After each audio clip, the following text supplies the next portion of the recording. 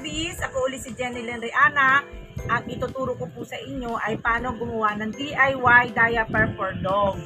Kasi alam naman natin ang diaper ng aso ay medyo mahal. Kaya po, gumagawa po ako ng DIY para sa diaper nila Chim Chim Chami.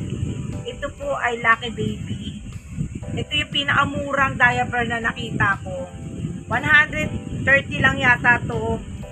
Kung nabili ko, 24 pieces plus po na po siya. Size small.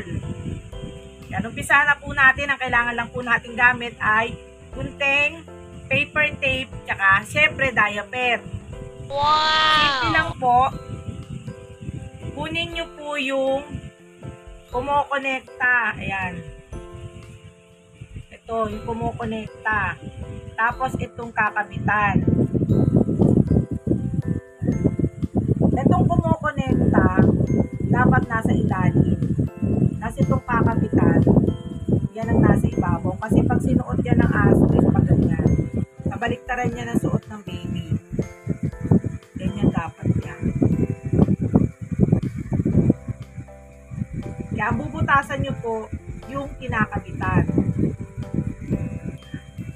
Ngayon, ingat po tayo sa pagsukat. Dapat sakto lang na lalabasan ng buntot nila. Kasi pag sumobra yan, lalabas din sa butas yung upo nila. Kasi yung pet nila is nakakonekta po sa buntot nila. Kaya dapat sakto lang makalabas yung buntot. Yan, sukatin nyo. Yan o. Sukat ng daliri ko. 1 inch. Tama lang mabutasan.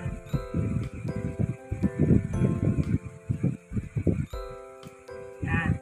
Tapos paangat. Ito'y napakasimple lang.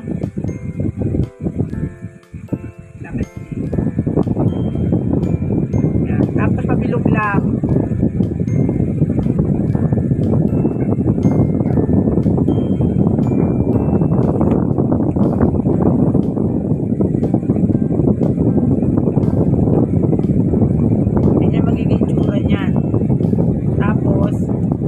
Ipasok sa loob.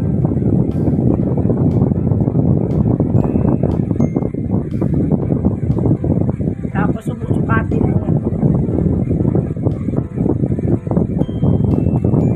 Kasi kailangan na ito para hindi lumabas yung kulak ng diaper.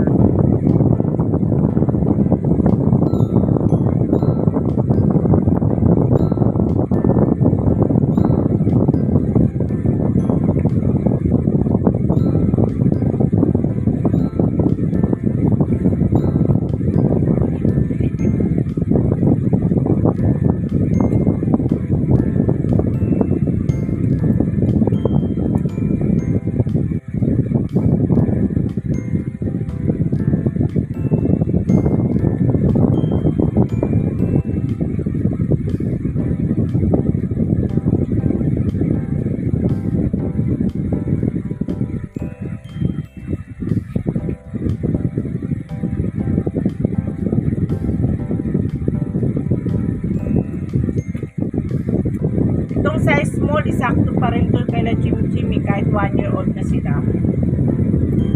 Mula nung gumamit sila ng diaper, small size pa rin sila. Hanggang ngayon, yan pa rin ang binibili ko.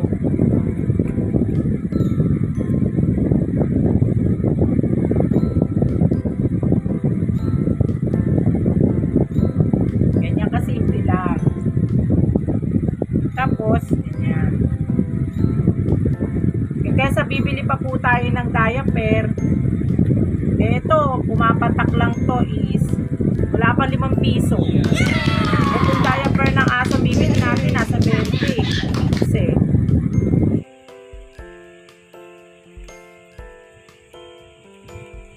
ayan, ganyan lang po kadali gumawa ng DIY diaper para sa ating mga fur baby. Maraming salamat po. Sana po nagustuhan nyo po ang aking na-share sa araw na ito. Kung nagustuhan nyo po, like, share, subscribe, and hit na rin ang notification bell para lagi kayong update sa aking mga video. Happy parenting! Anong ginagawa mo? Come.